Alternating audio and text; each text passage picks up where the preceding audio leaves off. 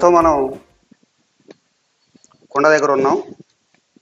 మెట్ల మార్గంలో నిలబడి కాసేపు గుడి యొక్క పురాణ కథను మీతో వివరిస్తాను.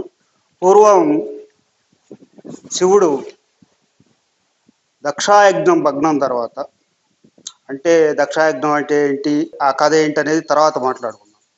దక్షాయజ్ఞం భగ్నం తర్వాత శివుడు చిన్న బాలుడిగా మారి, అనగా 12 సంవత్సరాల పిల్లవాడిగా మారి కైలాసంలో తపస్సు చేస్తూ ఉంటాడు. ఆ తపస్సు చేస్తున్నటువంటి సమయాన బ్రహ్మాది దేవతలు శివుడి దగ్గరకు వచ్చి కొద్దిగా జ్ఞానోపదేశం చేయండి అని చెప్పి శివుడిని అడగటం జరుగుతుంది. అప్పుడు శివుడు త్రికూటాచలానికి రమ్మనమని, అక్కడికి వస్తే మీకు జ్ఞానోపదేశం చేస్తానని చెప్పడం జరుగుతుంది. అందులో భాగంగా శివుడు ఇక్కడికి రావటం, బ్రహ్మాది దేవతలు కూడా ఇక్కడికి రావటం, వాళ్ళకి జ్ఞానోపదేశం చేయటం జరుగుతూ ఉంది.